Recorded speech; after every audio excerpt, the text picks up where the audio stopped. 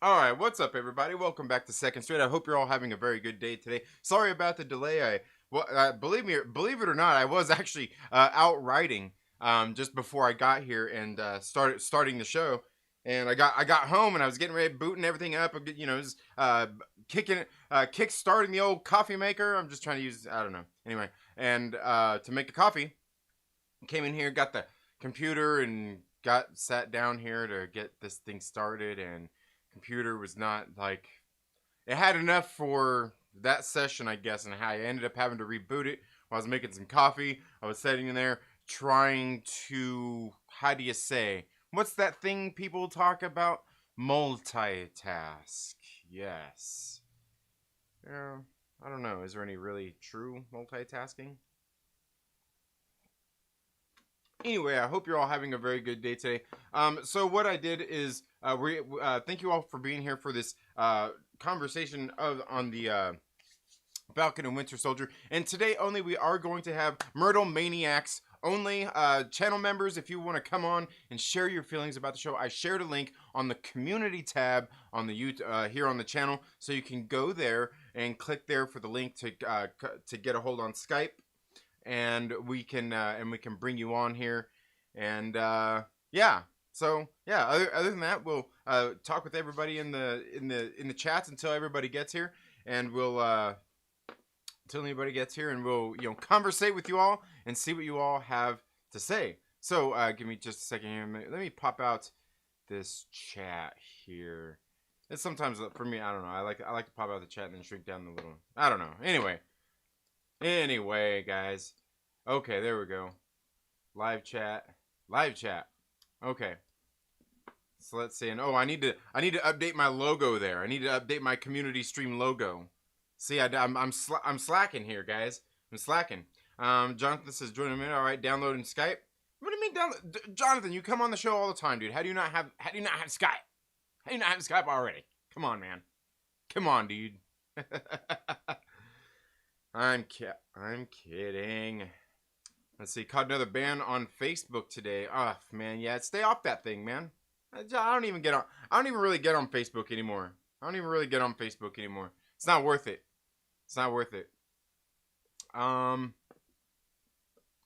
Let's see. XR's in the says, "Are you streaming?" Okay, Mike Porter. I seen Mike Porter said he had to step out and go eat dinner. So hey, I'm sure he'll be back soon. After eating some dinner. We got Romeo in the building. Yeah. What's up, man? All right, 6 minutes. That's too long. I know, dude. I know. It's terrible. I don't know. Yeah, it wasn't technical difficulties other than the computer just wanted to reboot. It happens. I feel like trolling and reading our reactions. Yeah. Never use a machine when you can use a human instead. Yeah, absolutely. In most cases, man, that's absolutely the way you want to go. Want to go with humans for sure, man. Yeah. Okay. Red Raven 96, thank you so much for being here. Park Outdoors, thank you for being here. Says I was about to watch a Comics Explained video. Nah, I don't watch that stuff, dude. Don't watch that stuff. Normies to Nerds, thank you so much for being here. Hope you're doing well. So I watched a Birds of Prey movie last night. Okay, yeah, I don't know, man. Only newer DC movie I didn't watch yet, and all I gotta say is, the hell? Yeah. Yeah, it was like, it's got some cool stuff in it. It's not the greatest movie. It's got some good stuff in it, though. And yeah, I really do bike that fast. Yeah. I do bike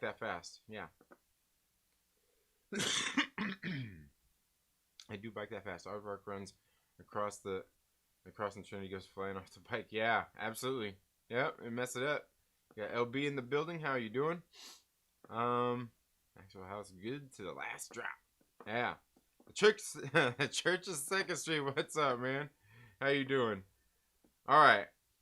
So, anyway, like I said, some people, I think Jonathan said he'll be here in a minute, so we'll go ahead and wait for him to get here. But in the meantime, guys, I'll go ahead and kind of share my thoughts on the episode in case you weren't here on Friday morning when I went over that. And you know what I'm probably going to do is I'll probably end up having a guest for those shows. I got to get with my guest that maybe coming on for the Friday morning streams here. Um, so yeah, because I had Chillmonger before. I was like, I want to get somebody else, somebody else, and see who else there is. And it was funny too, because she was messaging me about those streams on Instagram, and then she was just on Chillmonger's 33 burning questions this morning. And she got a channel called Marvel Mania. I believe she said she's going to be changing the name soon. But yeah, so she was on there this morning. They were talking about just 33 burning questions on Chillmonger's channel. And yeah, I was thinking about, if her schedule can work out, might bring her onto the channel on Friday mornings to talk about Falcon and Winter Soldier. Yeah. Only boomers have Facebook. Absolutely. RC Scott is RC Scott's a millennial. He's a millennial. He seemed like the kind of person that rides a Huffy. Yeah. No. Not quite. Not quite. Matter of fact, the bikes I ride are rather expensive. It's pretty ridiculous. But yeah, so altogether, the Falcon and Winter Soldier, I thought the series so far, I thought this was a good introduction into the series. It's only going to be 6 episodes. We know that right off the bat, 6 episodes. I think they even put that in one of the previews that they had out there as well. And getting into it, it starts off just kind of like you'd expect it, maybe like you'd want it to, where it starts off kind of some kind of fast-paced action right off the bat, almost like, dare I say, Lethal Weapon, where you see him Sam out flying on a mission, and and you see he comes across Batroc the Leaper. Definitely some very cool stuff there as well. And just a lot of really cool action scenes. Now, the one thing is, you see his friend that's working with him. His name is Joaquin Torres, which is actually the name of a kid from the comic books that ends up becoming Falcon's or Sam Wilson, Captain America's sidekick. He ends up becoming like the second Falcon. So just some interesting callbacks. Obviously, bringing back George St. Pierre as as Batroc was really good, and he lived up to the name, the Leaper. I thought that was pretty. I thought that was pretty good. Thought that was pretty good as well. Let me see here. I believe we've got Jonathan here with us. Hello. What's up, man? They can't hear you yet, I don't think. Yeah, no problem. Glad you got me though. Oh, let me see. Maybe they can hear you. Well, hello. Did you want to? I don't have my video right now. On camera? Okay, so just audio only. Yeah. All right. No, that works. That works. Working and dialing a new computer. So. All good, man. Okay, so yeah, everybody, just let me know. Make sure that we can hear Jonathan. Good afternoon. Hello, coming in. Sure 2nd Street. Marvel. Are we good? Yeah. It looks like it should be. It looks like it's working good on my end. Okay. So yeah, I was just kind of getting in, talking about kind of what thought about the show. I mean, it started off pretty good, some good kind of fast-paced action, kind of bring you in, and maybe set up some of the action that we might be getting with Sam here, as we seen him. He dove out the back of that airplane, kind of like Captain America did in the second Captain America movie at the very beginning, and just from there, it was really great, man. His new, and I'm pretty sure those are new wings. They looked great, and I don't know, it's some pretty cool high flying action.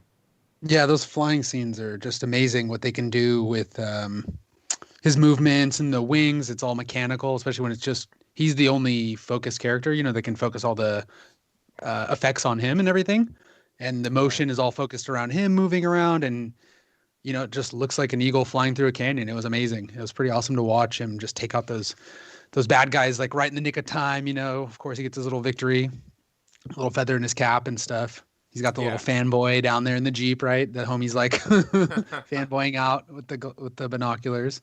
So it sets up a pretty interesting tempo. And speaking of that kid, do you get kind of weird vibes from that kid or what? The guy who's like his support? No, not Like, really. Well, like in the comic books, that the kid by the same name ended up becoming his sidekick. Basically, he ended up becoming okay. Falcon. But that all came out of because of some gene experiments that he had undergone after he had been caught. It was a kind of a different situation. He wasn't in the army or anything. He was Hmm. he was actually call his grandmother called him a Samaritan because he helped people that were coming across the border. Not give them water and food and stuff like that, so they could make it across safe to Gotcha. wherever they were going. And he got caught by the sons of the serpent, yeah. And they were basically like a hate group. They were basically like a hillbilly hate group.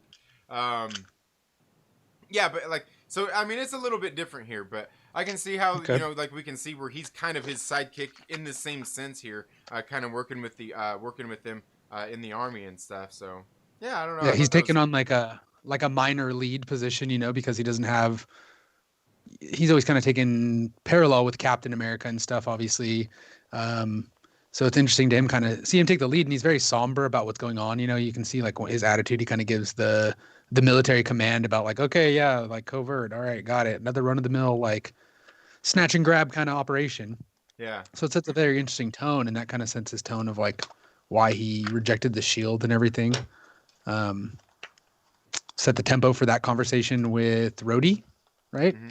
That was Yeah. before that. So you can kind of see like what he's going through. He's like just kind of doing what a serviceman does, like their orders. They carry out their orders. And that's like the perspective he has and stuff. And there's a lot of different things that they touched on during that character development early on. So during the action scenes, I think there were like undertones. Besides him obviously just kicking everyone's ass, even GSP, giving GSP a run for his money a little bit there. It was a pretty dope fight scene in that the carrier, the hell airplane. Hmm. So it's good to see GSP, still got those kicks and stuff.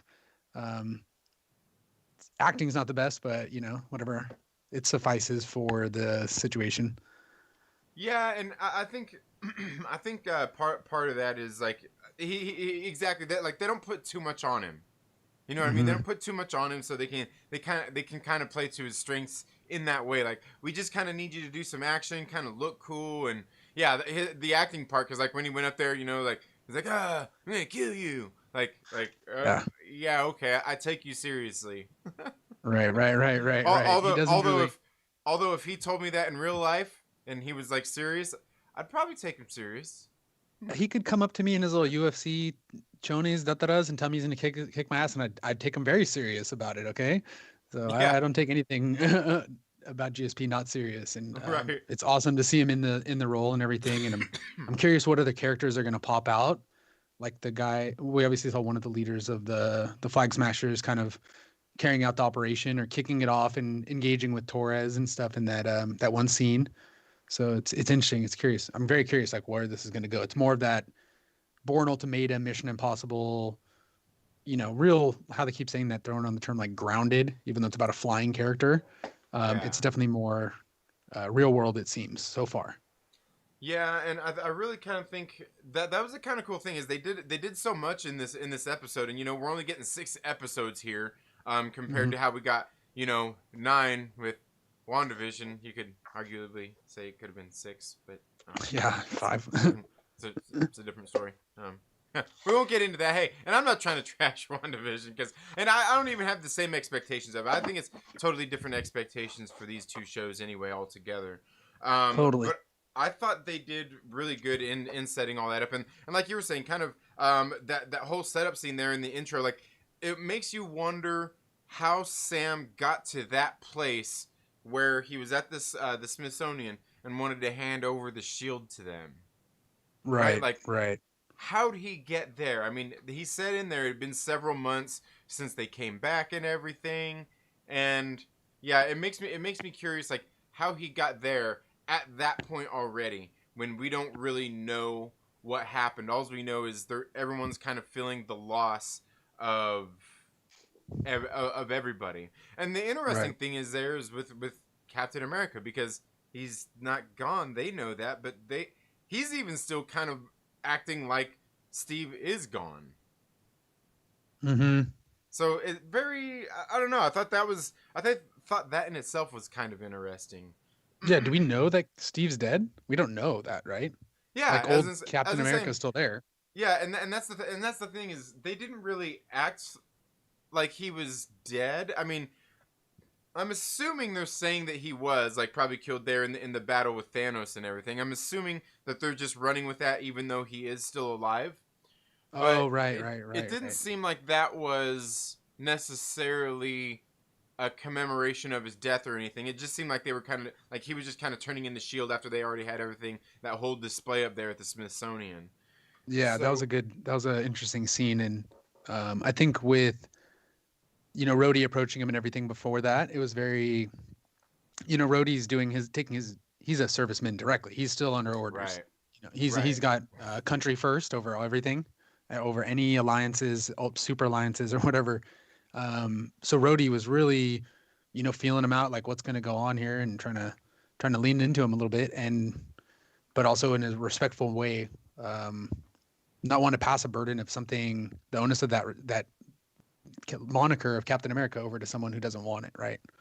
yeah, Um, so it's very interesting scenes. I mean, the scenes, like the different scenes that went through those first, the Sam section, mm-hmm. were really well played out in order, and they just in that first those two biopics of one of each person, we learned more than we did in the first like 3 episodes of WandaVision about like what the hell was going on, and set a really good tone. We had Yeah, to wait for like one moment in each first 3 episodes of WandaVision to pick up anything of like what the hell's going on here, right? right, yeah, Whereas this, you get the grief, you get the fact that that grief is around them. mm-hmm. Um, I don't want to fast forward too far into what was going on with like Bucky's situation and stuff, but Sam with his family and everything. I watched. Did you watch the Den of Nerds stream the other day? It's like one of the only weekend streams I watch. It was Yeah, after dark in the afternoon. mm-hmm. They had some pretty good conversations on there. I think there's a lot of stuff that perspective that can be lent from the writing of the show and the situational dramatic moments and long played things that can be taken from Yeah, it. And it's not too absolutely. forced. Like I didn't really pick up on them necessarily, but I could. Obviously the obvious ones about the bank and stuff, Right. Well, and right? seeing that was something. There was somebody there in the chats, and like they were going off talking about how it was so like such sloppy writing. It was so on the nose and everything about the about the bank scene and how there was just like it was all due to racism and everything. And he It's so on the wasn't nose because it's true. and the thing is like he wasn't saying that the banker was racist. He was saying like Yeah. it was lazy writing because everything there, and they're just blaming it on racism and everything. And I'm like, I don't really. I think the way that it was written and everything leading up to it, I think it brought so much different perspective to that conversation in this sense because I feel like what it did was it showed that, and they showed he kind of walked through everything why he couldn't give him the loan. There Yeah. was different reasons, financial reasons for why he could not just give him the loan. I mean, good faith, like he's an Avenger, just some like that doesn't really count for me being able to explain to our investors that we want to give them this amount of money when they're already got their assets. They have basically already have liens on them, and they're kind of already in the hole. There's nothing Yeah, they're at the end. like Yeah. like he's got nothing. I mean, he's got celebrity, but that's really it, and and Yeah. so I mean, they kind of walked through that, but we also kind of see everything else leading up to that. I think they still Yeah. gave the perception through the sister and everything how she still felt like it was that way, and I think everything the way they laid it all out was kind of well done in that sense where Mhm. they kind of conveyed that maybe it was, but it was just kind of like he's a hero and he's there's just like nothing they can do. He's just a regular person. Like I Yeah. think they just put the different layers there that kind of insinuated a lot of those things without actually It's putting it. historical because Yeah, that's the way that the systemic yeah, racism is working, right? Is that it's exactly. generational And attacks on they wealth. showed Yeah. yeah, because they showed how it kind of all breaks down, but then they also show at the same time how she still feels on the back end of it, no matter how Right. much you break it down and how much financial sense it may make and all that kinds of crap. Yeah. That's still how she feels about it. Still that feeling that a person has. You know what I mean? Mhm. I think that was all well handled and well reflected, and that's why, like, you know, like somebody's saying like all kind of like lazy writing and stuff like that. I'm like, I just don't see that. I don't see that. Yeah. Yeah. It wasn't, I don't think it was lazy, and that was great. The way you just laid it out right there, exactly how I felt. It was layered on the way that it's been layered on that the family's back of Right. the burden of that responsibility and trying to own your future and make your own way in this country and everything. Right. And to have someone, she even said straight up to him, like, you left to the military, like, you don't know like what it was like. And he didn't. He was taken care of. When you become property of the United States government by way of joining the military, your life is taken care of. You get food, 3 hots in a cot, you're shipped Right. all around the world, whatever, you're told what to do, you get paid, you're basically a servant to the country, and that's how it works, and that's what you sign up for. But you're also removed from all of your problems back home. We've seen those military dramas that show those struggles the burdens they can put on families and relationships and everything. So it was very real the way they put those things into the picture. And even that itself, the fact that he's a young African American and was enlisted in the military is a very representational thing of how the military drafts people. I don't mean to turn this into a political bullshit thing, but like, if you look Right. at it, the amount of people they draft based on minority there's a larger portion of minorities drafted, and they are targeted. There's more recruiters in areas where they have less of an opportunity to or less of a positive outlook on life, right? They will have more military recruiters that can be there and saying, sign up, you get this recruitment bonus, we're going to take you around the world, 3 hots in a cot, exactly what I just said, that sales pitch. And they get him signed up, and he left his life, hustling on that fishing boat, and had the opportunities, luckily, to get where he was. And I think they're going to fill in more of that story. Right. He might have had to take some rough things going on with John, the agent, U.S. agent guy. I can't remember his name. John Walker. Yeah, didn't, right? I think, have you mentioned that about his past, John Walker's past, kind of being maybe spotty? That I don't really know enough about the comic origins of the character to really speak on that Okay. intelligently.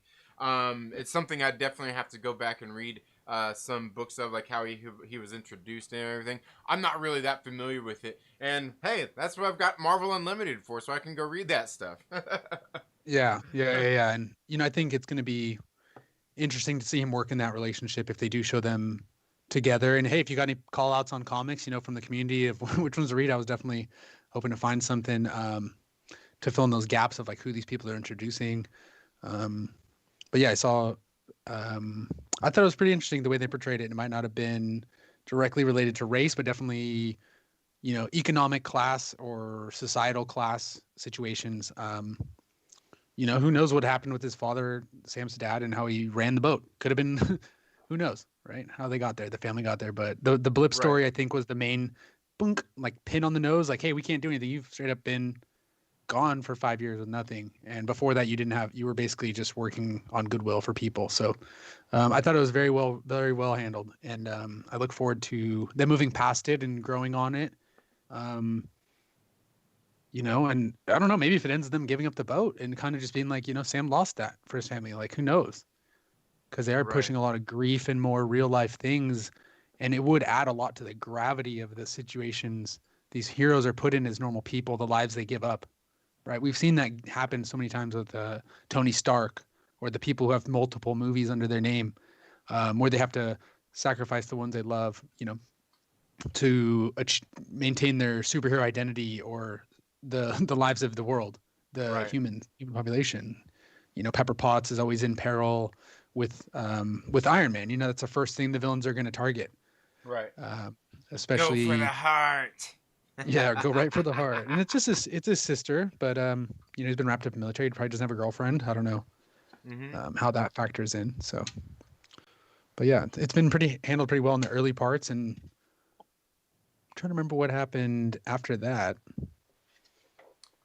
Yeah, well, I mean, they did a lot of that Bucky stuff. And I thought the Bucky stuff was definitely pretty cool. The flashbacks with Winter Soldier, seeing him come back. I mean, I thought that was just great. I mean, give me that all day. Just give me a whole bunch of Yeah. flashbacks of Winter Soldier going out and assassinating and killing people. Hell, Hydra.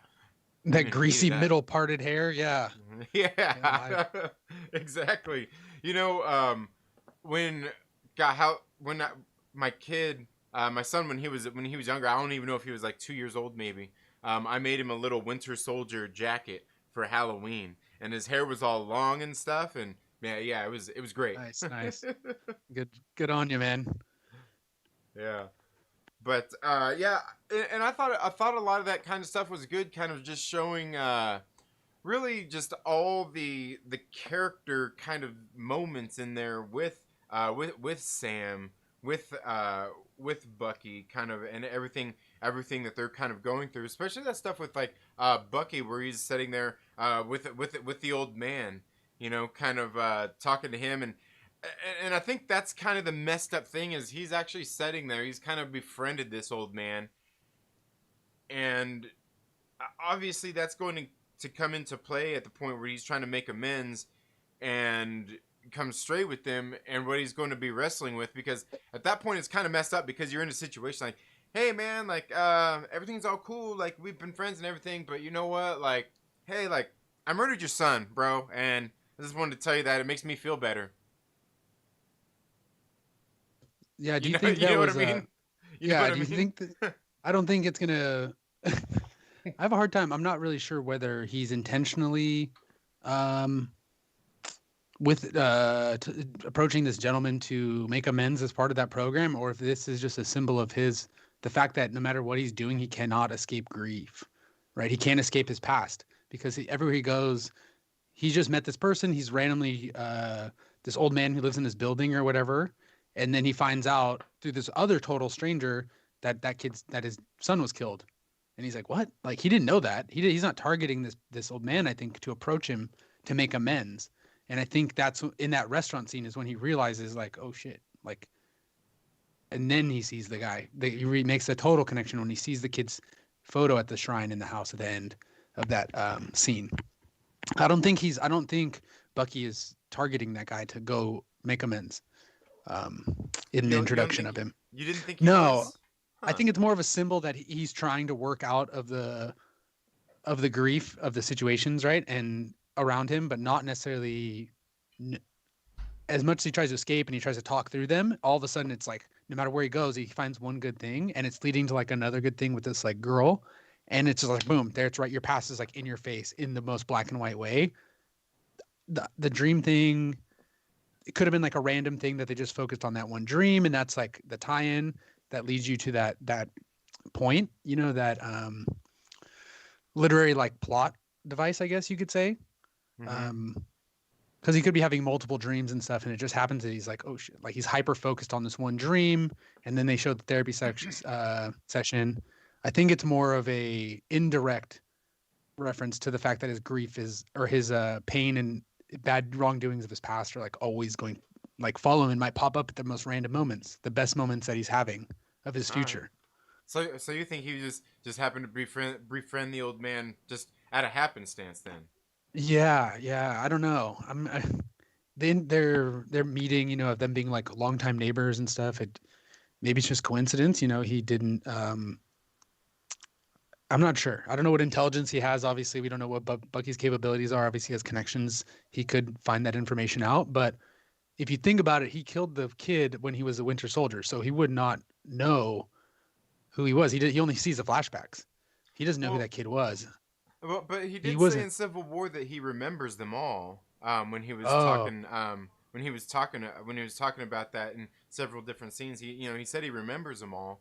So, and it's just the fact that uh, he's trying to take responsibility for it. He was aware of it. There was just nothing he could do about it at that time. And as I'm saying, I think that's kind of a big part of the character anyway, because one of my favorite moments in the MCU altogether is that scene in Civil War when they just got done leaving Germany. They just left, and he's sitting there talking to Steve, and Steve, sat there and tells him, he's like, hey man, that stuff you did all those years, what's not your fault? He goes, it was Hydra.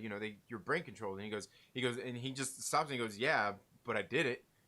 And to me, I'm just like, every time, dude, like I get right. goosebumps. I'm like, dude, like, because like he's aware he was doing it. He knows he was mind controlled, but he's still just like takes the responsibility of it. Because really, if looking at it, no matter what, people are always going to look at him like that anyway. Like, dude, like you're a cold blooded killer. Like you went out and did that. I don't mind control, whatever. We don't know what you're capable of at this point because you were brainwashed and all that stuff. And like, how can we, like people are always going to look at him like that for that reason. Totally. Okay, that makes yeah. And we saw that with Iron Man trying to kick his ass for killing his mom and everything. Man, Right. these superheroes get so triggered over with the person that tried to kill their mom, or if you bring up their mom's name, Martha or whatever, they just go off, bro. All these superheroes got mama drama. Yeah, they do. They do. Jeez. I mean, that's what it is. I mean, you always. Um, I remember. Wow, it's kind of messed up, but I seen this meme one time a long time ago, and it was like, and it showed somebody in like a third world country, and just like it was pretty messed up. It looked like the place was all in tatters and everything. Like it like a bomb had gone off and everything, but it didn't look like anyone was like in like rushing like in a panic. It just like looked like people were probably cleaning up, and it was pretty bad. But the scene said something about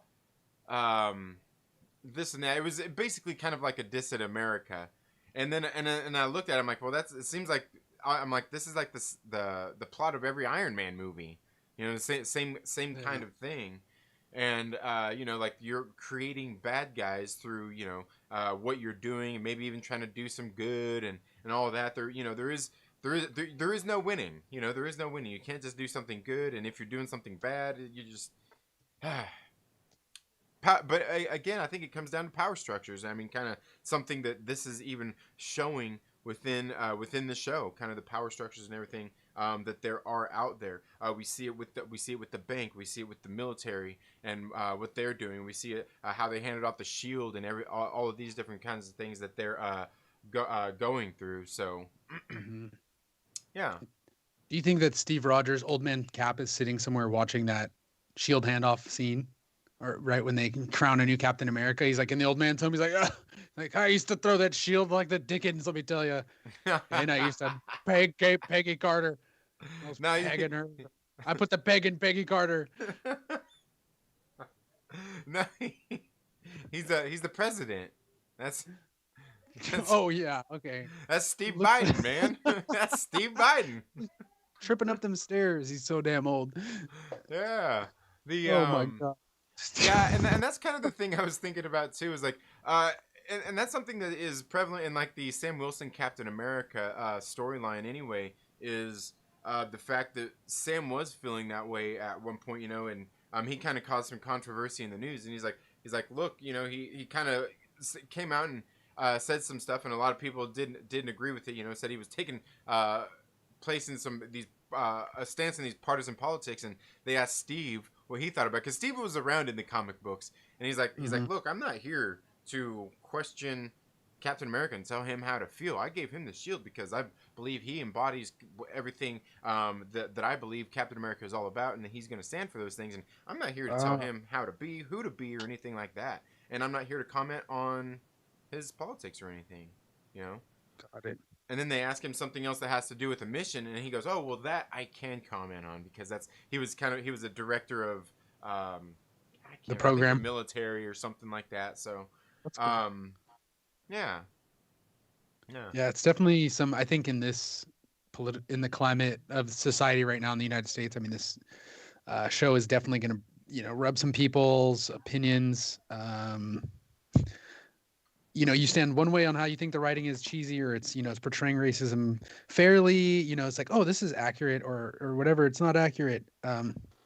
This could be a very divisive show, and I hope they kind of don't have those problems. I think they're kind of and I think that's kind of what it is. Like, people are calling it out for what they seen in this first episode, and like I'm kind of like, I really don't feel like they did that there, but they put that in there in a way to make you feel that way. They evoke that emotion out of you, and you know what? That's okay, because that's how people feel. It's just good writing. I mean, I've seen plenty of good movies out there that put stuff out there like that don't make me they make me think about something, maybe a stance or a feeling about how I feel about something, even though I still have my feelings about it. I'm just like, that's a good point. That's a good point. I mean, think how bad if they think this writing is bad for the portrayal of any sort of discriminatory, any sort of whatever is going on and wokeness or whatever you want to call it, then just wait till they get to like X-Men. If you want X-Men so bad, that is all about people being discriminated against. It is going to have like the worst type of, it could lead to the worst type of writing and the most stereotypical portrayals of these types of things. So, you better learn to stomach this if we're going to get to the next point Yeah. of what everyone keeps banging their pots and pans about and wanting the X-Men and mutants and everything. That is all about discrimination and segregation and classism. So if you want it now, if you don't want it now, you ain't gonna want it then. Yeah. So right, and that writing could be way worse. Like, how are they gonna? Hey, frog skin, or hey, metal hands. Like the worst. Yeah. It's not gonna be a. You can't even factor it to generational classism or societal things that are proven to exist or theoretically proven to exist. So if you can't stomach it now, you might want to start looking over there at the HBO Max. They got some good remixes of movies coming out, I'm sure. 5 or 6 hour long ones. Right. Yes, yes, definitely. But and yeah, again, I mean, I thought everything was great here, and this being a six episode series, I thought the episode was very well paced as well. Kind of setting, like I said, just setting everything up, reintroducing us to these characters, reintroducing them to this world and us into this world that they are now living in as well. Because I mean, this is what do you say? A few months post blip. You know what I mean? So in a way, they're still getting used to that life. You know. And I think that's a lot of just everything that's kind of going on in the show so far has really been great on on that side of things for sure. Mm-hmm. And like I said, I mean, I don't know. I thought it's just from the. I mean, if people think like this like episode or whenever had some was lazily written, had racial like on the nose racial stuff. I don't think it did. I mean, you want to see that? Go read the comic book that it came from. Right, right. So do you think how long? Here's a question. So we haven't seen Bucky and Sam together yet. How many episodes in do you think that's going to be before they're together and on, working together? Like 3 episodes, I 2 think we're gonna next. I think we're gonna get that in the next episode for sure. I think they're gonna be together Yeah. in the next episode because Oh, we already see in this one, they're talking about the text that he wasn't answering when Sam was trying to get a hold mm. of him. So I think I think it's gonna happen pretty quick. I think that'll happen Yeah, and pretty then quick. he's also right in the trailers. We see him working on the boat, and then Bucky's there working on the boat with him. He's already started that process of like failing to be able to fix the engine, and then Bucky fixes it. We already saw that, I guess. So it kind of like connects 2 dots. Of Yeah, hopefully in the near future. Yeah, the text thing. Text messaging. I forgot about that too. and And I was gonna say there was yeah, what else? There was something else I was thinking. Oh yeah, that conversation. I thought it was very interesting. Some of that conversation, like when at the very beginning when Sam was kind of giving his little speech when he was giving the shield over to the Smithsonian, and as Rhodey was there, and he was talking about. As he was talking about the heroes, he's like, this shield is a symbol of Captain America, and these kinds of things. Like, it's not about the shield; it's about the person who holds the shield and embodies Captain America, and kind of like how he didn't feel he was that person. Like, and he was talking about how it's not right, just like the shield; it's the person. And you notice like Rhodey was sitting there like listening, and he kind of like reacted to it too. He kind of like, oh man, he kind of looks down because he yeah, probably feels the same way about his suit. Him being the having the Iron Man. the War Machine suit.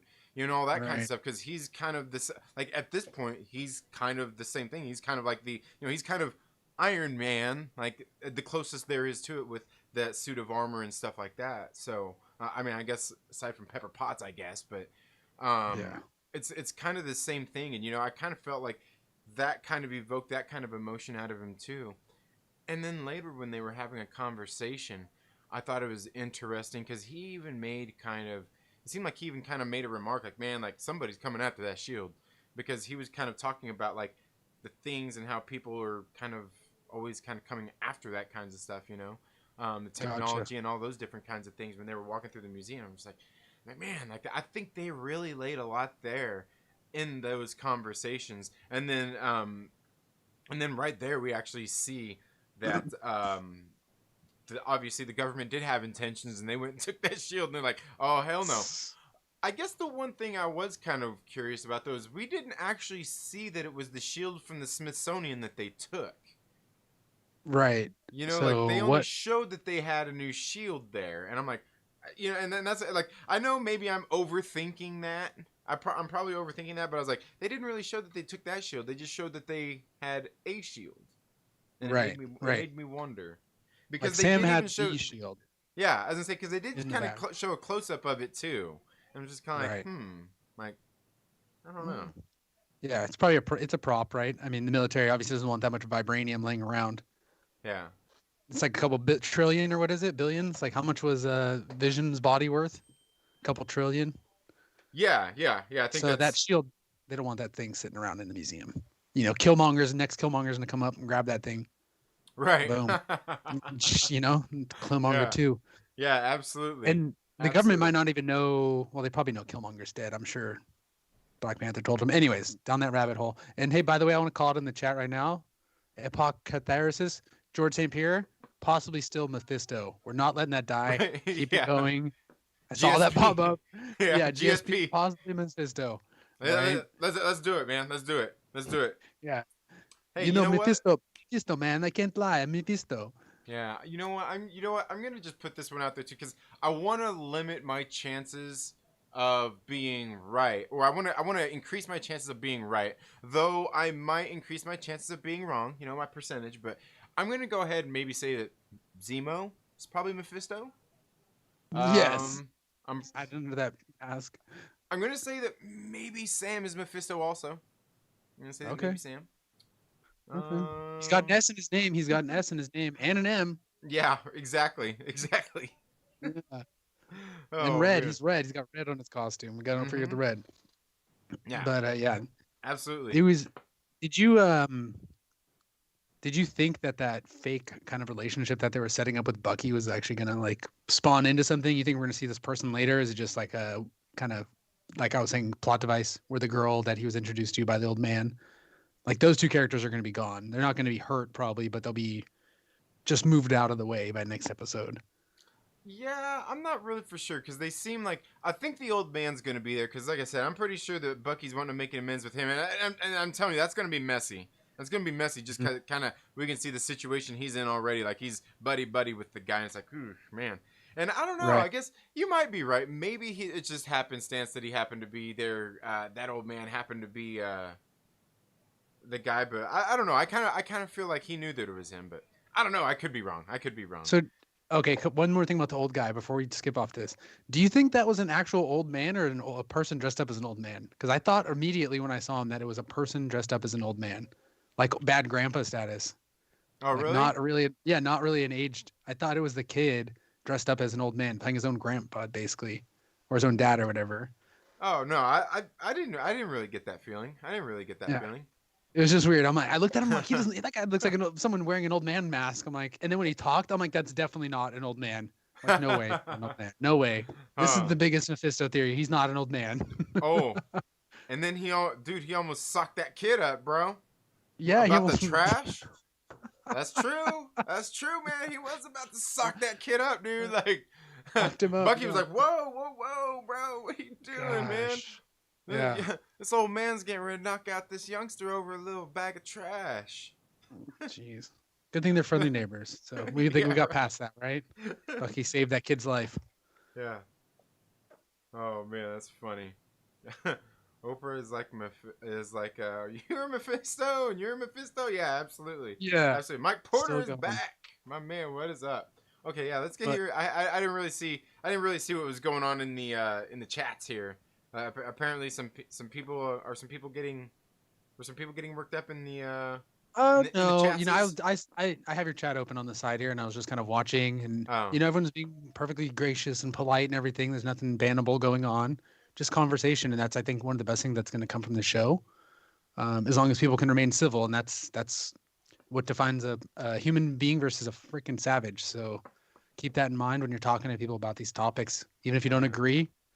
You know, like hear someone else out maybe, and just Yeah, tell yeah, them yeah, absolutely. Yeah. you can say "f off" in your head. You don't have to say it to their face if they're not if they're not being aggressive. Or But yeah, if you want to jump into the chat, I'm gonna take a sip of water real quick. So all right. need like a minute. Is that okay? Yeah.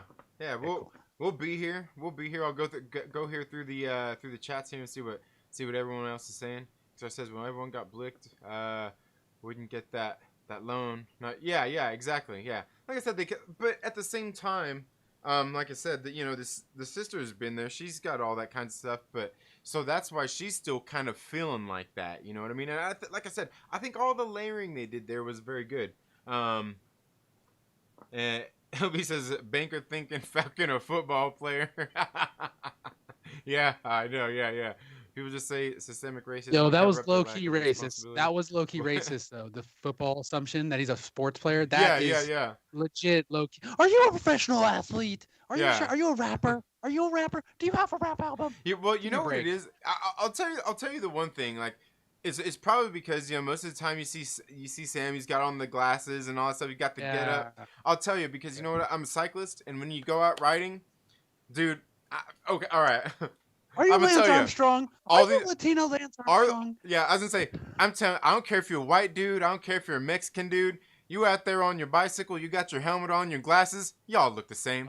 Y'all look the same. You're in my way while I'm trying to commute to work. Oh wait, I'm one of those people. But anyway, like you all look the same, and that's the thing. And that's probably kind of like like even if you see like all these people, behind most of the stars you see behind helmets and all that stuff. If you're watching the game, if you don't watch the post, because obviously the guy's not that big of a fan, but to stick around and see interviews and stuff, like. If you just see him behind the helmet, you probably don't even know what the hell they look like. We don't know, honestly, how much exposure the public has with the heroes. And, we obviously see him flying around face first all the time. We know who he is, identity and everything. But what is on the news, right, is just these clips of him, Peter Parker style, whipping through J. Jonah Jameson propaganda. We don't even know if his face is being seen for more than 5 seconds at a time. So, yeah. But it was pretty funny. It was kind of backhanded. It was definitely well played, I thought. So anyways, sorry, I gotta get that water before my mouth gets. Yeah, you're all good. Go ahead. He was trying to make for his pass because the old guy on his list, and he will go to Zemo to forgive him. Yeah, I was gonna say because you've seen Zemo on the list too. That was very interesting as well. LB says an entire race was purposely held back in every single system by white people here in America. If that's not systemic racism, I don't know what to tell you. Yeah, and I mean, there's obviously plenty of proof of that. But I mean, because again, like a lot of it comes down to the laws and stuff like that, and certain people not having rights at certain points. So I mean, absolutely. You know what I mean? I mean, this, the same thing like with women. They weren't able to vote and stuff like that. So I mean, yeah, I mean that's and that's. Obviously, with women, that's not racism; that's sexism. But it's the same kind of thing. I mean, we can't deny that kind of stuff didn't happen and didn't take place. I mean, that's just facts. That's just facts with an X. Just think about Sam thought that he was going to get preferential treatment being a superhero versus a regular person. Right. That alone is segregation. And you know what? And the thing I thought was cool about that whole scene too was like. Because the sister, she knew the gig. She knew what was that. You know what I mean? She knew what was that. And you could see, like, I loved her reaction in those whole scenes because she's sitting there. She's kind of smiling. She's kind of tickled that her brother is there and he's happy and he's trying to do his best to contribute and thinks he's doing what he can with his star power and trying to help get the loan and everything. Like, you see, like, she's kind of like, man, like, maybe we might get this. She kind of has a glimmer of hope.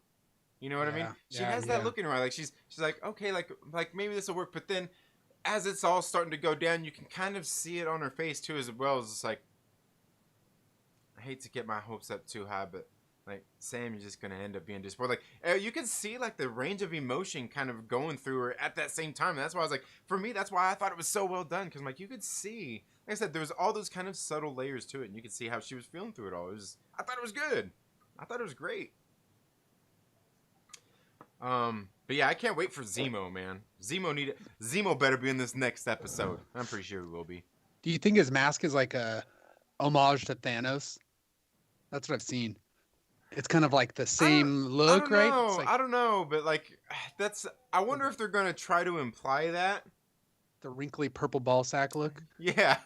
Cal- California raisin. Yeah, I heard it through the grapevine. I've got all this stuff to make my next Spider-Man outfit. I was gonna do the symbiote Spider-Man. Of course, gotta trim about 10 pounds off of this waist here really quick, Bah! um, but I think I was sitting there thinking like, maybe that's another one I need to do. I need to make me a Red Skull, which I guess that's just makeup for the most part, maybe on the nose. I need to get a Red Skull cosplay and a Zemo cosplay because I freaking like Zemo's great, dude. I love Zemo. I love that trench coat look and Yeah. how it's so prominent and it fits his like accent. It's a very like military surplus, right? Which fits where he's from, which is like Eastern Europe. They just have tons of that crappling around, like old Navy jacket, right? He's got that trench coat and the beanie thing and everything. It's gonna be awesome when he's kicking ass. I'm curious like how his character works. I'm not super familiar with him, so Yeah, and I was just saying that's kind of the thing is like it just seems like he's very smart a tactician. I don't know that he's really got any superpowers at all. I don't think he does. I think he's just a regular dude. And that's good though. It's good for Marvel though. I'm happy that they're yeah. getting away from not everyone has to be I could be wrong there. I don't know the history, but I think he's just a regular dude. I don't think he was ever. I'm not sure that he was ever superpowered or anything either. I'm not for sure. I have to look into that. It's going to be a good add to that mix of diversity of what they can offer fans because not everyone can be a Thanos, right? Obviously, we saw a witch in the last episode in WandaVision. Loki could just be a time mental, like a mind F thing, right? With the time variance authority with Matthew or whatever his name is in that Owen Wilson. Mm-hmm. So he might be more of a maniacal, cynical villain, where Zemo, is that grounded villain that is tactician, like you said, focuses on real world stuff, and that's where the show hopefully exceeds. I'm really excited. Yeah, definitely. I mean, just based off this first episode, definitely some really good stuff. Really good stuff. And coming up, I see Lucas Texvenger is in the building as well. Oh, hello. So came in a little while ago. Romeo says the writers of the show also said they will address this thematics of racism. The scene at the bank implied that his sister felt the inequality towards people like him. Yeah, exactly. And that's kind of what I thought. Like I didn't think what happened there was due to racism. Like I said, I think they broke that all down, and then she felt that way. So, and I think that's the ultimate thing now. I think that's the ultimate thing for them to go off of and base that off of is whether it was or not, she still feels that way. No matter what, even if there was no way they would qualify or any of that kind of stuff, which is kind of what the deal is. She still feels that way. I think that's more important is recognizing people's feelings about it. Right. And that's one thing, you go through these trainings, you've probably done it in any corporate environment, is recognizing people's like feelings and everything more than what is actually being done wrong. That's making them feel that way maybe. Right? Because if now we're to the point where if someone feels like they're upset over something, then it's going to be a problem. So the hurt, if she's upset about that and she feels that she's being treated that way, you should respect that. That's her feelings. Right. And that's it. That's the end of that story, in my opinion. Like that, and that's if you disagree with that, if you don't think that's your opinion, it's objective. LB says the banker assumed Falcon was a football player. He says there goes a stereotype for you. Yeah, I know, and I think that's kind of perfect. Like, but necessarily like stereotypes, like LB said, the stereotypes. Well, I was gonna say, and the thing is, like, I don't know that stereotypes always necessarily boil down to racism, but obviously they do play on races and appearances to create those stereotypes. So as much as I don't think they always are, it still kind of is based on that too. You see a tattooed guy, like a tattooed guy with a beard. He's got some, looks like a rocker. He's got a leather jacket on. You probably assume that he's probably in a metal band or something. All right. You see him down on Sunset. You're probably like, oh, is that dude in band? I don't know. Maybe not these days, but I mean, it's the same kind of thing. I mean, there's all kinds of stuff. I thought you were the guy from Anthrax till 2 minutes ago. Right. It's funny. I was at a concert. I think it was Seven Dust show, and I actually had on a jersey, and it was funny because it had my nickname on it and the number and everything, and like somebody came up and like, "Hey, dude," they're like, "Are you the drummer for POD?" I'm like, Yeah. I'm Oh like, yeah. and I had my long hair and everything. I had it all tied back and everything. I was like, nah, dude. I was like, nah, dude. I was like, oh, they're like, Yeah. you kind of look like him. I was like, it's kind of funny because like that's like sometimes all you have to do is have a look, you know, Yeah. whatever. and that's kind of the thing. And yeah, could that be like I said? It could be like stereotypes. A lot of them are based off race. I wouldn't necessarily say racism, but off of looks, which would be Yeah. like, oh, you look black, you look fit this body frame. You're not tall enough to be a basketball player, I don't think, but probably a football player. So speaking of looks, I think one of the looks I'm most excited to see is Sam in Mad Drip Polar. Homie is Oh just yeah, like laced up in that like Wakanda suit or whatever. I yeah. don't know what he's wearing, right? He's got that suit on and it's all printed up and he's like walking through the crowd. I'm really curious what's going on there. Yeah. What are they That's, trying to do? Who are they I trying to guess infiltrate? I guess LB Oh, sorry. even got there exactly. He says tall or big black man, you must be in the NBA or NFL. Yeah, exactly. And that's kind of thing. Like I don't know that that's necessarily a racial stereotype, but it is something kind of still linked to that based on that. But I mean, hey, I mean, can we not admit that most of the NBA is that? I mean, kind of fits that. But that doesn't mean that everybody that you see is in the NBA or the Yeah. NFL neither. That fits that body frame, you know. Um, so I yeah, think they're yeah. gonna have so we didn't see that his brother's face, Sam's brother's face, right? I want to talk about this for a second. Okay, we didn't see his face. He was like, "Oh yeah, hey, you're getting big," and he's like, "Oh, trying to be as big as you," and you only see like the back of that guy, Uh huh. right? You don't know who that dude. Have we that? I think that guy ends up being like working with U.S. agent guy, or something, because Oh there's a yeah, scene, a set photo of him, all the four of these dudes standing around together, and it's you, yeah. the I was U.S. gonna agent say actor. I've only watched it all the way through twice, and I know I need to go through and watch it again and start to break everything more down and everything, which is kind of like why he used to do these streams on Thursday. I completely forgot he used to do these on Thursday going into Friday. Here I am doing this stream days early. but Oh man, um, but yeah, no, and that's kind of thing is all those little things because even I think like I also thought just kind of the way they made mention of Sam even made mention of his family and the way a lot of that kind of went down, like almost implying like maybe there's other people out there that could be taking up these mantles soon, you know? right? So yeah. Maybe, but what else was there? Yeah, I don't know. Is anything going on in the chat there? Uh, Romeo says, "Tell me about women not being able to vote." I'm from Switzerland, really medieval here. Oh man, that's Wait, is funny. that true? 1971. Not for sure. Could be. Man. Um. Let's see. Mike Wait, Porter says, yeah. I'm so big. I'm so big. I'm going to cosplay the fallen apart of Sokovia or bigger fat Thor. No, dude. Mike Porter. Kingpin. Do Kingpin. Get you a big old like just like big old white suit. Get you a big old fat stogie. Big old fat Fat Sogi. couple fat rings. I think that's an easy one to build out too. You just build out like a cardboard shoulder thing, and you buy like a cheap suit from a big. You gotta get a white cheap suit is the main thing. Yeah. Yeah, dope. That'd be a good one. Yeah. Mike Porter says when they see me, people think I'm a competitive buffet eater. Oh my god, dude. Oh, you're funny. You're funny, dude.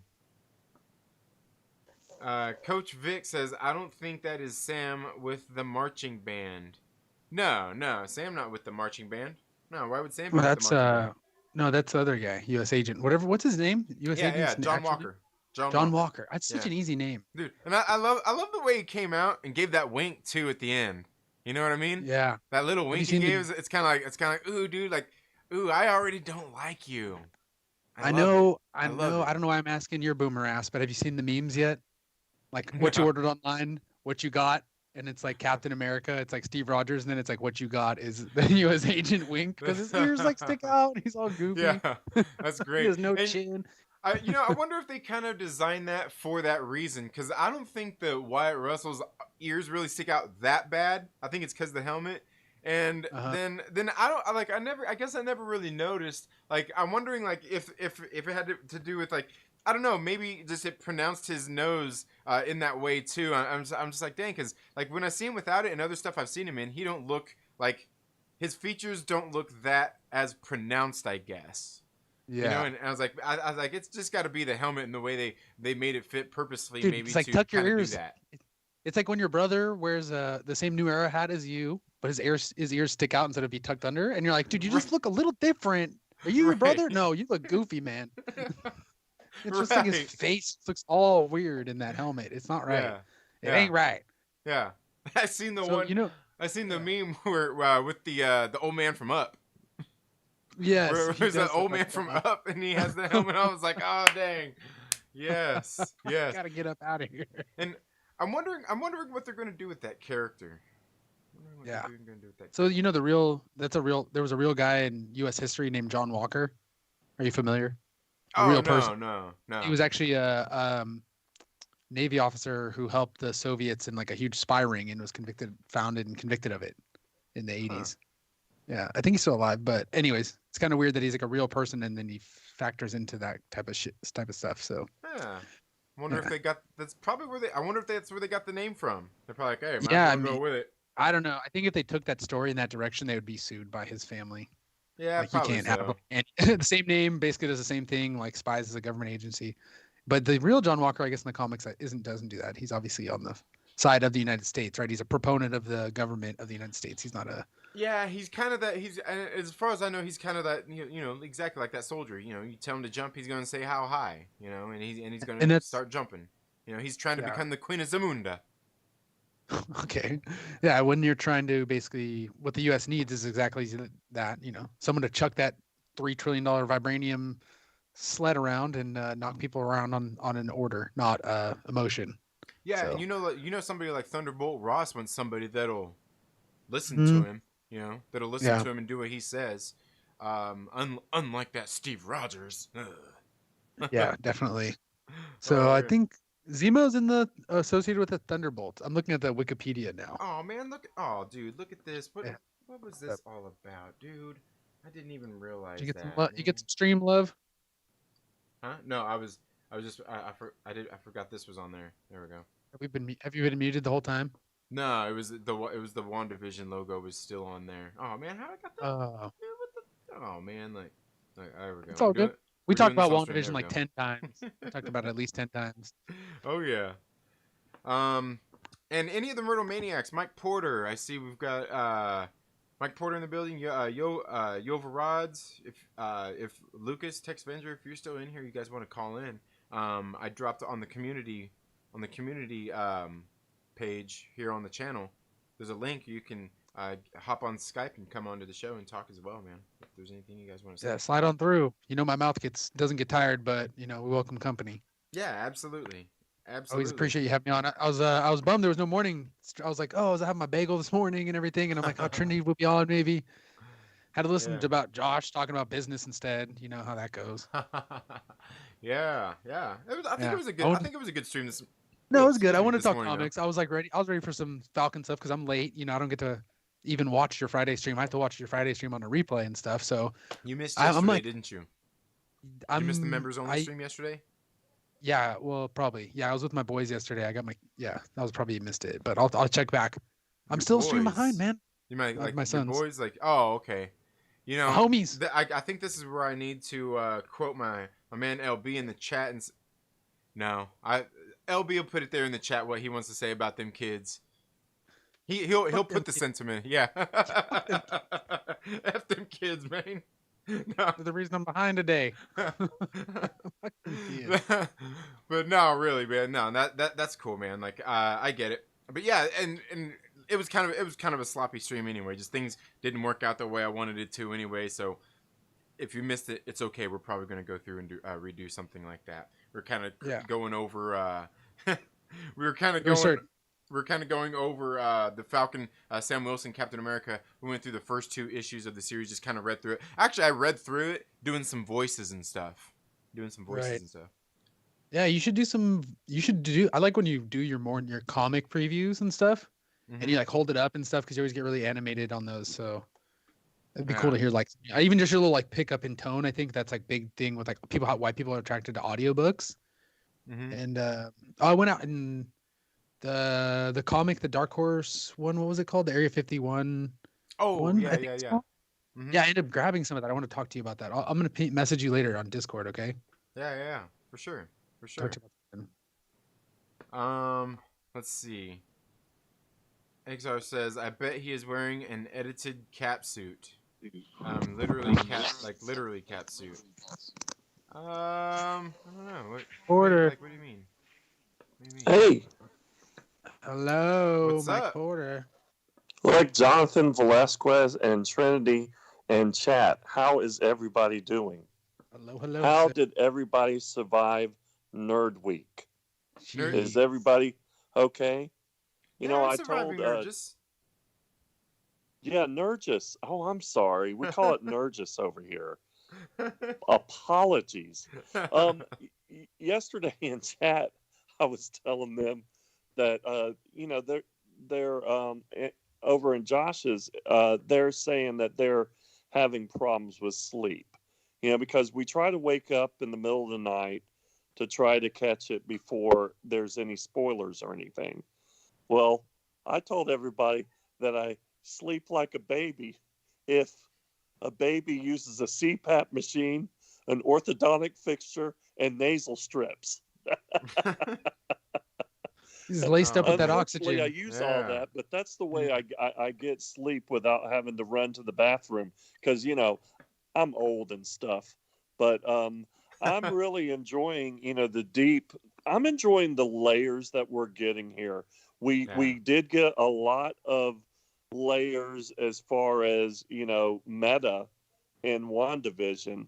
And also, if you stop and think too, she was going through a grief process, and now what we're getting is grounded heroes, and they're having to go through real life problems, like what's Yeah. going on right now with Sam, how he's going to go forward, and obviously they're going to get into some stuff, but there's some real life things going there. You're a superhero, but how are you going to pay for it all? What about your family's business? You've been blipped for 5 years. Same thing with Bucky. He's having to go through the realization that that he has killed people, and now his best friend, he's just found out that he he killed his son. So that's kind of scary, and plus, why did he leave the date like that? Yeah. I was like, don't leave a nice date like that. Yeah, he But just up he and had that on up his and out of there. mind, and his suspicions was clear. So I'm liking the layers. I know we're going to get action. The only thing that I know we're getting Zemo, and of course they talked about what did we call him? The U.S. agent, Jonathan Walker, whatever his name is. Yeah. Um, there to me, and we've got that other faction, and we've got some other people too. I don't know how they're going to fit it all in on 6 shows, and I'm wondering if there's a possibility that they might go into a second season, but this is a lot for them to cover. Yeah. So, Yeah, and I think that's a good thing because I mean, what was the episode like? It was just over 40 minutes long, was it not? Something like that. right. And I thought and I think again the pacing and the tempo, just everything about the show was great. I mean, they gave us all that action, they gave us a lot of drama, they kind of gave us just a little bit of everything, and I think it is going to be different than WandaVision in that sense. To where it is only the 6 episodes, and just I think it's kind of the same thing with like comic books, like where you get a lot of comic books. Like I've seen a lot of them come out with a mini series, and the series is a lot of them are going to be 5 issues, and they have a certain pacing. But then sometimes you'll get one that's 4 issues, and it's got a way different set of rules, especially compared to one that comes out that's got 6 issues.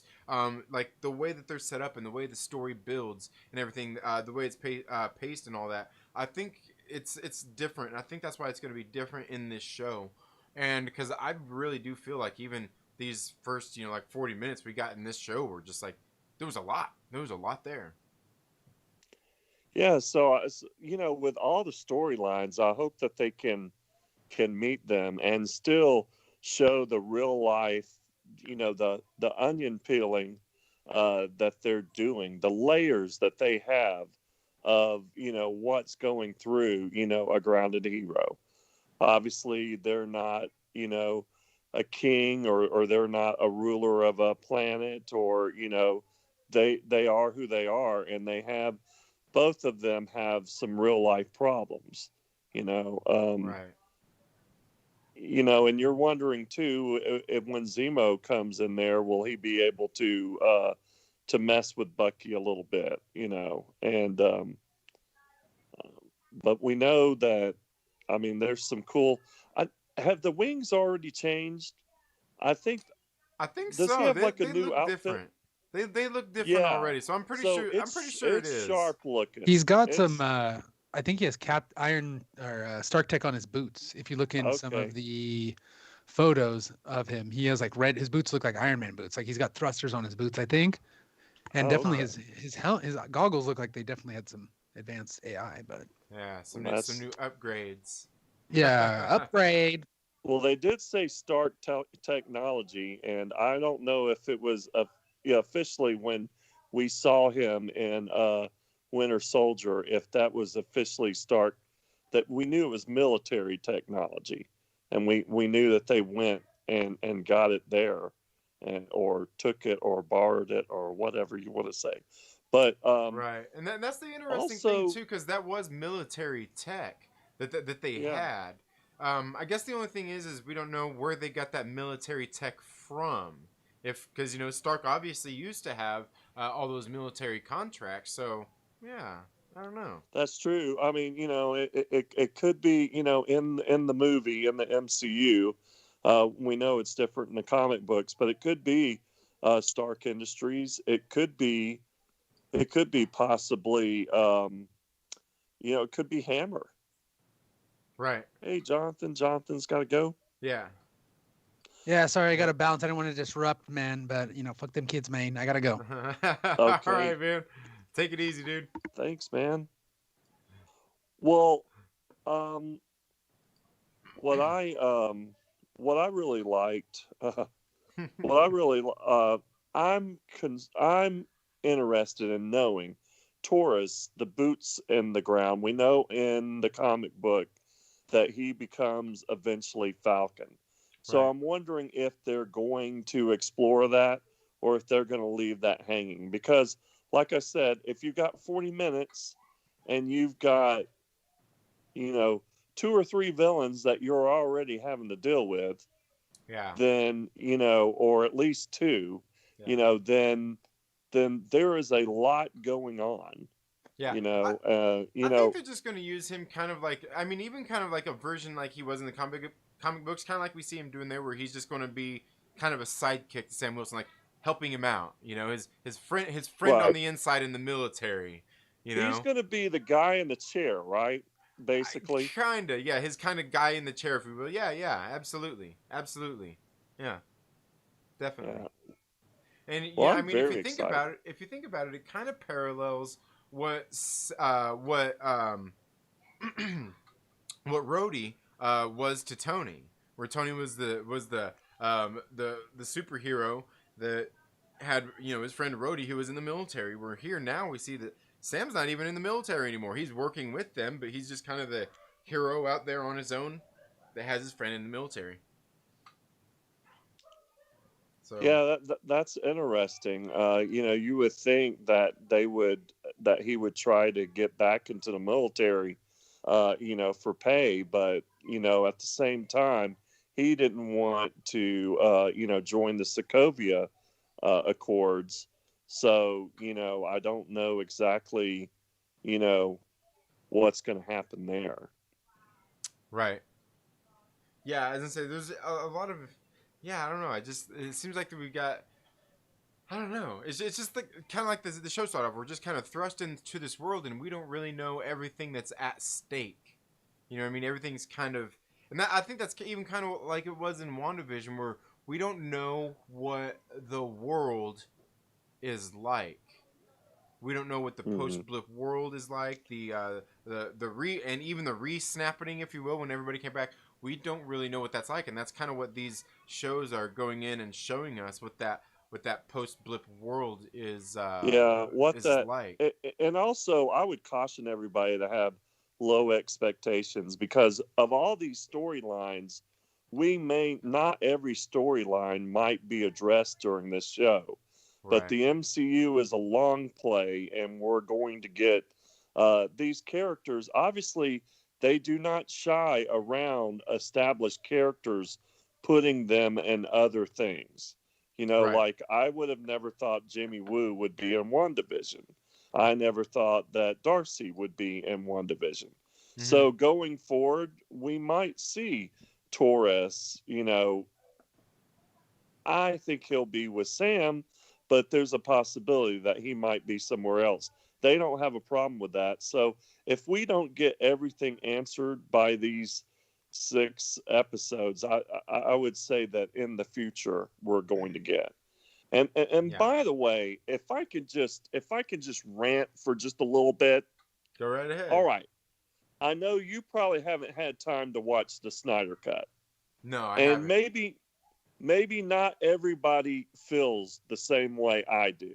I understand if you don't feel that way. And I am not calling it a masterpiece. However, I feel what like you I'm are. saying is that it was 100 times, maybe 1,000,000 times better than the Justice League, as they're calling it now. And look, this is what I'm irritated about. Maybe it wasn't the greatest movie, but obviously it was a lot better than the original Justice League. And I am mad at Warner Brothers for, if they just came to him and said, look, Zach, can we do 2 movies instead of one big 4-hour movie?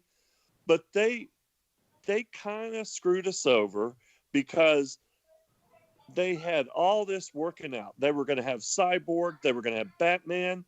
If Look, I'm an MCU shill. I run around saying MCU rules. Part of that Guilty. is because Guilty. because of the connectivity and because it's so good. But Warner Brothers screwed us bad by now now we get this and we're like, why didn't we get this to begin with? Right. Because right now Warner Brothers would be close to on par with the MCU if they would have dropped that and kept building on that instead of giving us Suicide Squad. If they would have kept building on the characters Right. that make Justice League. Right. Well, You I got a lot of character development in Cyborg for this movie. You got character development in Flash. You got more character development and all these characters. And then they were going to come out with the movies. Now, it's better to do the solo movies before, but if they would have done it that way after giving us a real good story, backstory on all these characters, and now bring out those solo movies and then roll into Justice League 2, then we would probably be saying, well, the MCU is better, but at least they would be on par. And that's all I'm going to say is I think we got kind of robbed. I think the clear winner this week, watching Falcon and Winter Soldier and watching Justice League, is the clear winner is us nerds. right. But the problem is is we could have gotten much more if Warner Brothers would have got out of his business. It irritates me. Yeah, But when you see the movie, you'll understand. yeah. I You think will still see problems, but you will right. see that 4 hours, you get a lot of character development, and Warner Brothers, Warner Brothers DC wouldn't have sucked as much as it does now.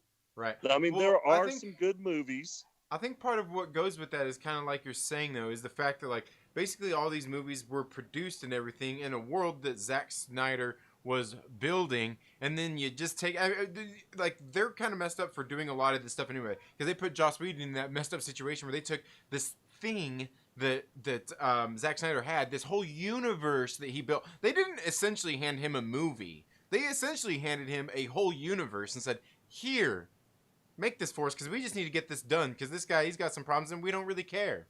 We don't care. We want this movie out." And that's essentially what they did. And I mean, that's kind of the thing with the whole situation, is they just kind of really proved that they don't care. They really don't. But at the same time, we have the MCU that obviously does care, because, not that Disney has the greatest track. Oh, I think some people would disagree with that after WandaVision. Oh, see, yeah, some people's freaking out about WandaVision. I know that you and I love that.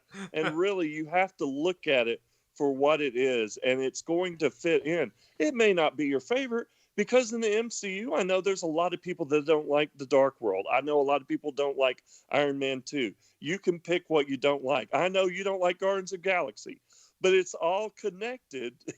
I know, I had to throw that up there. But it's all connected, and that is the strength of the MCU. You might have something that you don't feel.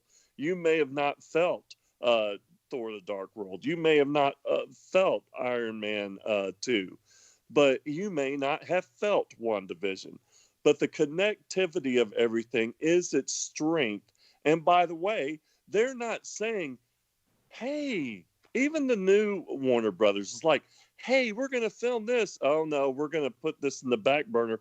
No, Marvel's out there shooting all the Disney Plus shows pretty much, and all the movies that they're saying that are going to do.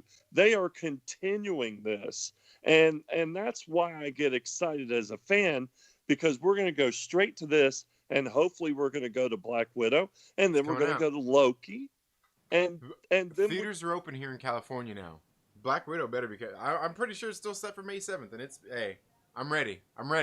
As far as I know, it's still May the 7th. I did go to a theater, and I saw a great Benedict Cumberbatch movie. By the way, it's not superhero. It is based on the Cold War. Yeah. So if you want to watch the 1960s, for some nerds, it might be a little bit slow, but if you want to watch a well-acted movie, well, I did see while I was there at the theaters, I would say Benedict Cumberbatch is in it, and the movie's called The Courier. So if you want to check that out, the wife and I, we had a date out. We do have theaters here. We have a local theater. We feel safe. It's clean. There's usually only about 10 people in the theaters when we're sitting there. It's very nice. It's very spaced out. But I noticed last time we went, about probably a month ago, we did see a trailer for Black Widow, and it really didn't fit in with the romantic comedy that we were watching. And it did say May the 7th. Well, this time I saw a digital poster, and all Black Widow said was coming soon. And I talked to the people there, and of course, the kids aren't going to know everything, that work there. They said they don't even care. It can be up to a week that they can decide, not to show that movie or not. Right, I would say probably within 3 weeks. I know that there's been something advertised, kind of a husband kind of thriller that's coming out. That it's been advertised for a couple of weeks. if we start seeing the commercials, then that's what we're going to get excited. When I saw that trailer, I was like, it's coming out. It's Because coming. I Googled Black Widow and it was talking about leaked set photos. So I that think, to me is, I yeah. think they're deciding, and what all I they think need we're to do beyond. I is think we're follow. beyond that for that movie. Like leaks that. I think we're so beyond that for that. Like this movie, like they Yeah. just need to put out a couple ads and put the damn movie out. Like we're Well, beyond all that stuff. Like the speculation. I don't. There's nobody even got theories on this stuff anymore. Everybody like. I would yeah. say nobody cares about Black Widow, but it's like for a lot of that stuff, it's beyond that. Just like advertise a movie and put it out. Obviously they still want to run somewhat of an ad campaign for it to let people know that it's coming out, but it's Well, about like time. Raya. Well, like Raya, they are putting it out in the theaters, and you can pay for it. And I Right. think that's what they're going to use. Um, you know, as a sort of senior citizen, if you would say 57 years old is a senior citizen, I am 55, and I will go this Wednesday to get my first vaccination. So hopefully this thing is rolling out. Now, my parents had to go miles. My Mm-hmm. parents in uh, live in North Georgia, but it's the western part of Metro Atlanta, and they had to go all the way almost to Tennessee to get their vaccination shot. Wow. I come here. I've got two doctor groups that I go to, and they yeah, I know I'm an No, full time doctor. I'm laughing at Gray in the chat. She says I used to care about Black Widow. Yeah. That's hilarious. But anyway, I've got three communications telling me to go get my vaccinations. Apparently, these things are rolling out. And my Yeah. point is if we get the rollout, then the crowd will feel more comfortable in going out. Plus, also, we haven't really had, I mean, Benedict Cumberbatch, got some people to the theater. But, Scarlett Johansson, a lot of people love Scarlett Johansson. Remember that Yeah. movie that she had that wasn't an MCU movie? Was it called Lucy? Mm-hmm. And they were surprised at how many people went and saw that. Yeah, I see. I see you, Trinity. But is this a family show? No. Anyway, you know, thing is people will go out, and if you have something that people want to go see, if people if you bring out a Spider-Man and the theaters are open as much as they can, now I live in the South, and in the fall in college football, I know that there's big stadiums. I'm not sure about the University of Georgia, but I know that Alabama and Clemson, they plan to have a full stadium, no spacing, a full stadium by this fall. So Mm-hmm. hopefully, if nothing goes off the rails, um, if they delay it, hopefully they won't delay it by much. Maybe they'll just push it back a month or two, because we're getting into that area where after the 55 people, apparently Pfizer and some of the other companies have manufactured enough that we can get out there and go to the theaters. And if you don't feel safe, then you'll be able to buy premium. But I think they'll be able to make enough money, what they wanted. Now, if it was pre-pandemic, of course, a lot of people don't think it was going to happen, but I think that Black Widow would have made $1 billion. I really do. Now, a lot of people disagree with No, that. I think Yes, it I would be. hear I you. think it would have been close. I don't know that it would have been. I think it would have been like at maybe 750, I was gonna say, give me maybe 750. 800. Yeah, I think it would have been right around there. Now you're Only. looking at something that's half of that.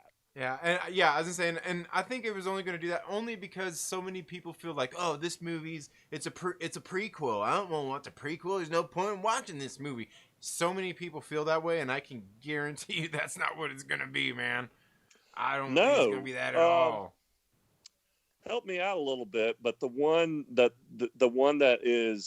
she says it's her sister, the actress that is playing, that is going to be, eventually everybody thinks is going to be the new Black Widow.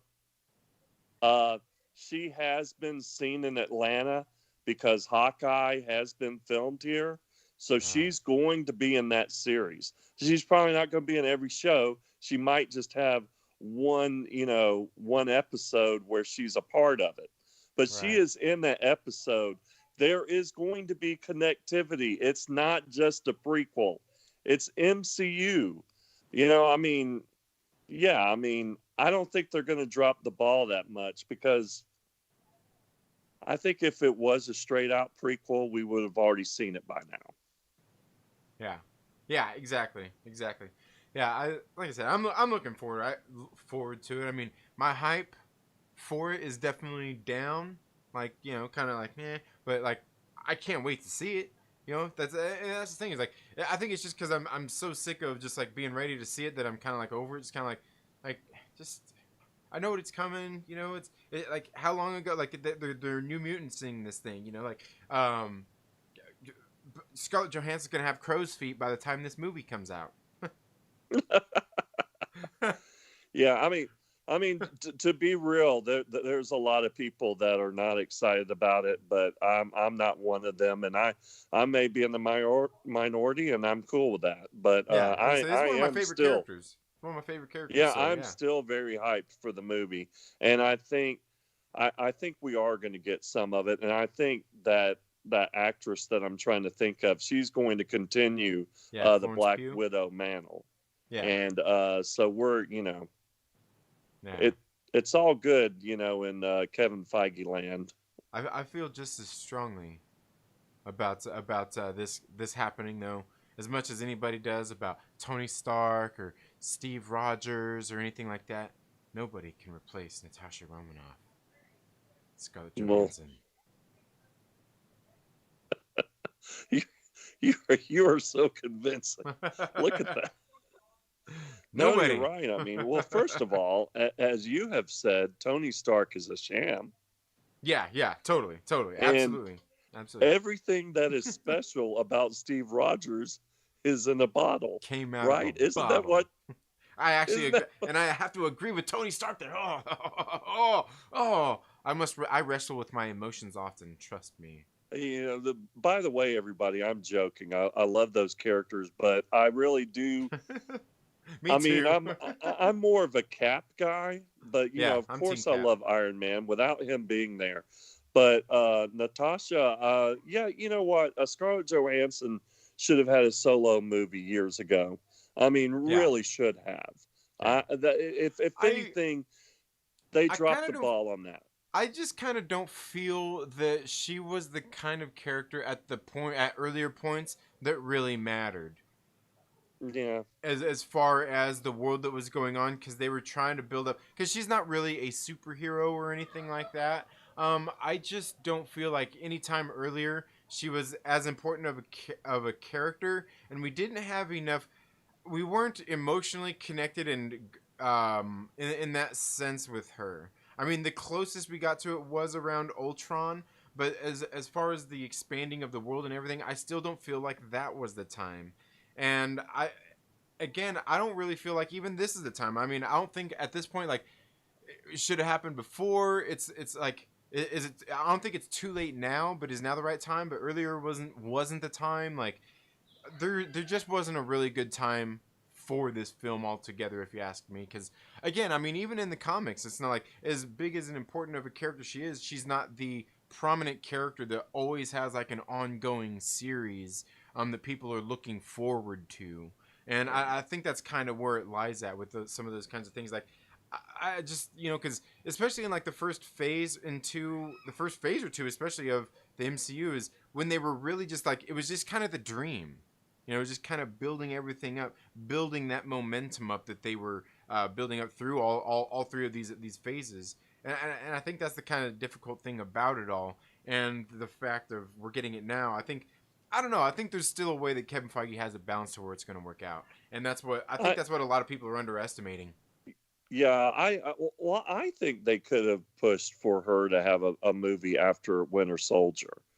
She was...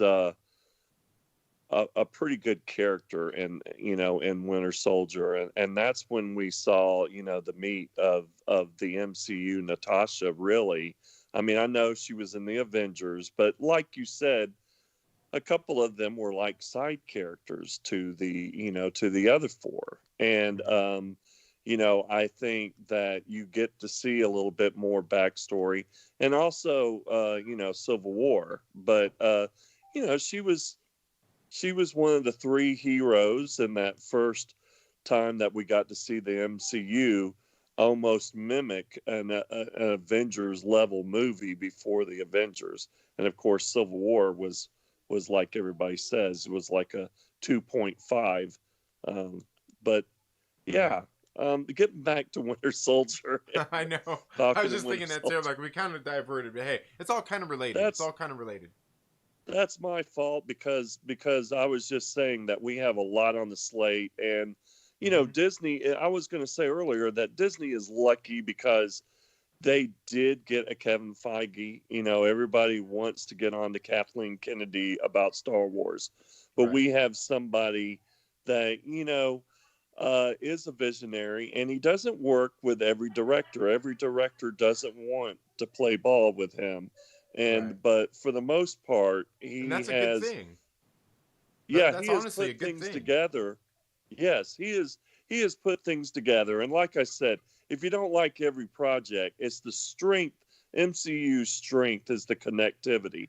And so going back to Falcon and Winter Soldier, if we don't get all these points, because like I said, there's like 6 or 7, how are you going to be able to hit all these? Well, it will continue. If it doesn't continue in another series, it will continue in another project, whether that be another show or movie, because the WandaVision's story is not over. Right. I mean, obviously, so Right. Yeah, and I think that's kind of thing. I mean, like you said, these shows, and like you were saying earlier, like the tempered expectation that I think people may have now after WandaVision, and that's not to say that you should have lowered expectations of anything. It's just that the expectation that you had that maybe these things were going to be big cinematic films and everything. We can see they're doing big cinematic things, but they're doing it from a TV show standpoint and doing what they can within the confines of that without kind of really breaking the TV format and giving you all of those kinds of things. So I think if anything, it's not that it lowers expectations, but it tempers the expectations in that okay, like we kind of know now that we're not well, like we'll get some of this good high flying action, some great drama, some great kind of comedy and things like that. But we're not expecting an Avengers out of this. We're not expecting a a Civil War. We're not expecting these a big blockbuster feel out of this. We're going to have just a good cinematic feel and world building in here that's going to tie into the MCU, into these larger films. These larger films. Yeah. yeah, because Trinity and Chat, I kind of feel like you know that the that there's not everybody is going to watch these Disney shows, and they're going to go to the movies. And I think what we're going to go through is really a richness of history. I mean, I've had friends with me that they pick and choose MCU movies. They get out of the movies, they get out of Age of Ultron, and they're like, "Well, who was this guy? Riding around? And I said, "Well, you didn't see Iron Man 2, so you didn't see Don." He says, "Don Cheadle is now flying in a suit. When did this happen?" I said, "Well, you didn't see the Iron Man movies, so Right. you wouldn't know that he's flying around in a suit." And there's going to be a lot of people who pick and choose shows that may not even watch, the Disney Plus shows. And what this is it's more world building, like you said, and it's more richness for us. And probably what they'll do is that they'll cover it with about 3 or 4 lines of dialogue to try Right. to get people up to speed of what happened. Yeah. Yeah. Absolutely. Yeah. Yeah. Because to divert them there to watch the show if they want to, but they'll still sprinkle in a little bit to kind of catch you up a little bit. Absolutely. Absolutely. Um, Jason Strope, thank you for being here. Says, I hope they release Black Widow. Yeah, they need to, man. They need to. They need to, man. Let's see, if the Garbo, Wonder Woman, and Captain Marvel can make $1 billion, so can Black Widow. Yeah, I mean, could. Yeah, absolutely. It can make. But here's the thing with that. I mean, any movie can make that much. I mean, Yes, the environment now too. stands the reason, We're like, kind of will it? run into.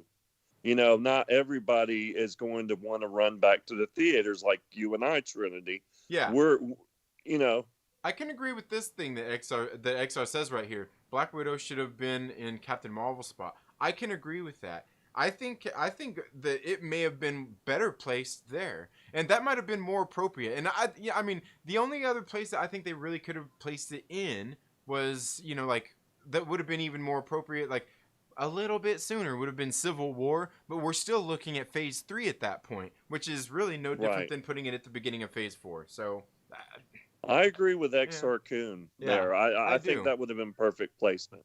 Yeah, and Captain, and again, I mean, Captain Marvel could have been it could have been earlier, it could have been later, could have came, but I mean, obviously, since they used her in this movie, they probably didn't want to put it after Endgame, but yeah, we could go back and forth on that one all day long. Right. But but I think that comes down to the phases and how everything worked. I mean, like it comes down to the time when it was made. Like, they didn't have all the different stuff, because I've seen, like XR says, using comic popularity is invalid because all the MCU characters were D-list. But again, I didn't say anything about comic popularity. I'm saying the fact that she's not a superhero. Nobody cares about that. Like, you got Iron Man there with his suit. He's not super powered, but he's got a suit. Thor has superpowers. Steve has that. She's not a super, like, she don't have anything. She's just an average person. Like that, and that's the thing. It's not about comic popularity. It's the fact that she's just, not that big character like that in that sense at all. It's not about comic popularity or anything like. I think Scarlett Johansson has made her bigger. Right. Absolutely. Absolutely. Put more people on the radar to her. Absolutely. Definitely. I mean, I'll tell you, they got my attention. Oh man. And we have one less trash MCU film. Oh man, that's funny. I mean, I'll be honest with you. I'd rather them. They could toss those Guardians galaxies before they did Captain Marvel. Like, that's okay with me, to be honest with you. Yee. But yeah, you hate the Guardians and Tony. I just oh, them Guardians, man. What? Man.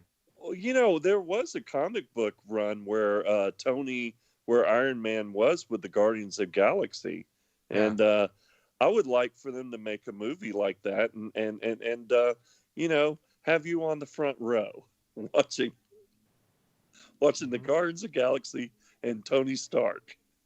Mm-hmm. You might miss that one. Yeah, would that be the first MCU movie you would miss? Which one? Iron Man and the Guardians together. No. Not, I like Iron Man. I still like Iron Man. Even though Tony Stark's a sham, I still like Iron Man. But it's funny. The XR says Cap doesn't have superpowers. He is peak human. Like super soldier serum. Gives him super speed, super strength. It's in a bottle. I mean, I guess. That sounds kind of like super powered. If you ask me. On your left. Oh man. But anyway, I don't know. Do you have any final thoughts or anything? And probably go ahead and bring this stream to an end. Do you have any final thoughts or anything about Falcon Winter Soldier? What you're expecting out of the next episode? Expectations for the next episode. Well, I'm hoping we are definitely going to get Zemo, but I mean, we know we're going to get him. We don't know if it's just going to be one episode.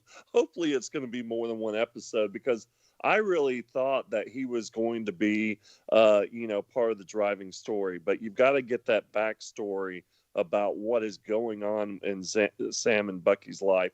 Right. We know they're going to help me here, Madripoor, and we know that they're going there eventually. We don't know if it's going to be the next episode. But I would think that Zemo would start to pop up. And of course, you know, you've got the Flag Smashers still running around. So, man, I don't know what we're going to get. And plus, on top of that, you've got the U.S. agent, you know, you got him running around. Yeah. So I don't know if we're going to get the band, you know, the marching band scene, you know, where he's giving them the high five and everything like that. Yeah. But there is just so much that they've got to cover. So I don't know exactly what's going to be in this next episode, but I'm hoping we're going to get Zemo. Yeah, I was gonna say I'm pretty sure he's gonna be there. I think a lot of the stuff that we've had in the trailers, like with the, I think the marching band stuff, I think a lot of that probably is coming in this next episode, where they're going to really introduce him and kind of trump him up a little bit more. Oh man, was that a bad choice of words? Oh, they're going to, you know. You guys know what I mean. They're gonna build him up here in this next episode. I think that kind of stuff is gonna go down. I do think Zemo's gonna be here. I think everything's going to start to unfold here, definitely, for sure. Because I mean, if you're thinking about 6 episodes, you know, you're gonna have. You're gonna have your first act being the first 2 episodes, your second act being the next 2, and then your third act being the last 2. So I think that's kind of the expectation. I'm gonna go with that. So I think, again, the second episode is going to be more of that kind of world building and expanding and bringing in those new characters and expanding that world a little more before it really starts to pick up in episode 3 is what I'm going to be guessing. And I think the pacing of this next episode is probably going to be, I don't know, I kind of feel like maybe it's going to be a little bit slower and yet going to give us so much at the same time. Maybe not so much of the high-flying action, but I do feel we're going to still get some action in it as well. Because again, like being sick, like I was saying earlier, with like even in comics, I think the pacing of the 6 episodes is going to kind of have that feel to it, where episode 2 is going to have kind of a little more mellow feel, while at the end it'll probably pick up tempo, getting ready to go into episode 3. Yeah, but that's exciting. Well, thanks for having me, and thanks chat for listening to me, because I know I rambled on and I may have even talked through you a couple of times. No, you're but good, I man. was really excited, you know, about Warner Brothers pissed me off, because why are you showing me this now? Because it's lame duck. You can't go any, you know, it's not going to get any better than that, you know. And but you know, being excited about all of the MCU and this being a part of, because I liked WandaVision. I know you did too. Yep. And I'm obviously I'm enjoying this. Now, if it's a little bit slower pace, that's going to get some people upset and too. But I think it's going to pick up. I mean, obviously, it seems to be more of an MCU project than WandaVision, as much as I liked WandaVision. But you know, from here on out, it's just going to be great. Yeah, absolutely. Yeah. So like I said, thank you, everybody. Yeah, I think it was a great introduction to the show and this world that we're going to be getting, and I think there's a lot that they're going to be doing with this series and just these 6 short episodes. Looking forward to it. Looking forward to having you back here with us again here very soon too, Mike. Always great to have you, conversate with you, and just kind of nerd out about stuff, man. But thank you so much for being here, Mike, and thank everybody else out there in the chats. Thank you all so much for being here today. I hope you're all having a very good day, and we'll see you all and we'll probably, again, you know, we may switch the day. Instead of doing it on Sunday, we'll give people a few more times to digest the episode. We may end up doing it on Tuesdays or Wednesdays, you know. I don't know. I almost feel like Thursday is a little bit too late as well, you know. Who knows? I don't know. But anyway, thank you all so much for being here. You all have a good day, and we'll see you in the next video. Later.